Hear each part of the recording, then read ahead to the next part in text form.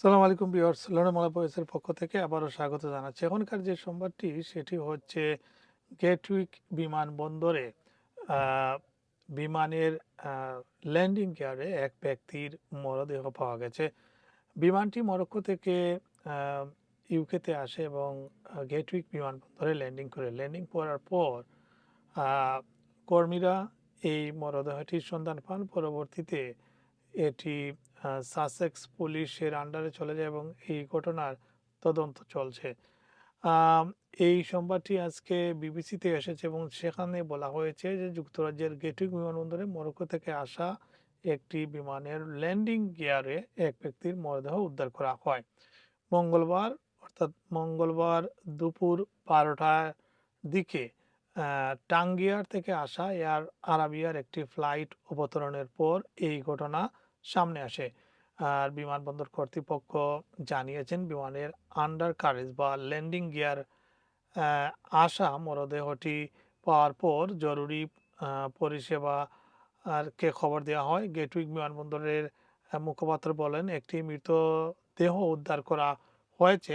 এই ঘটনায় Sussex police তদন্ত শুরু করেছে। কিভাবে এই ব্যক্তি ল্যান্ডিং গিয়ারে পৌঁছেছিলেন, তার পরিচয় কি তা খতিয়ে দেখা হচ্ছে। এ বিষয়ে এয়ার আরাবিয়ার মন্তব্য চাওয়া হয়েছে। আহ, তবে এখনো পর্যন্ত এয়ার আরাবিয়ার পক্ষ থেকে কোনো ধরনের কমেন্টস আসেনি। এর আগে 2022 সালের ডিসেম্বরে একই বিমানবন্দরে অর্থাৎ গেটউইক বিমানবন্দরে একই ধরনের একটি ঘটনা ঘটেছিল। তখন তা গাম্বিয়ার রাজধানী বানজুল থেকে আসা একটি টিইউআই বিমানের ল্যান্ডিং গিয়ারে এক ব্যক্তির মরদেহ পাওয়া যায়। প্রায় আহ, 4,444 দীর্ঘ এই যাত্রা সাধারণত 6.5 ঘন্টার মতো সময় নেয়। আহ, আহ, যেটি গাম্বিয়া থেকে এসেছিল। যুক্তরাজ্যে অতীতেও এ ধরনের ঘটনা ঘটেছে। আহ, এর আগে যেটি হয়েছে যে 2021 সালে পাকিস্তানের 21 বছর বয়সী মোহাম্মদ আই আইয়াজের মরদেহ হিথ্রো বিমানবন্দরের কাছে একটি দোকানের পার্কিং এলাকায় পাওয়া যায়। ধারণা করা হয় তিনি বিমানের ল্যান্ডিং গিয়ারের অংশে লুকিয়ে বিমানের চেষ্টা করছিলেন।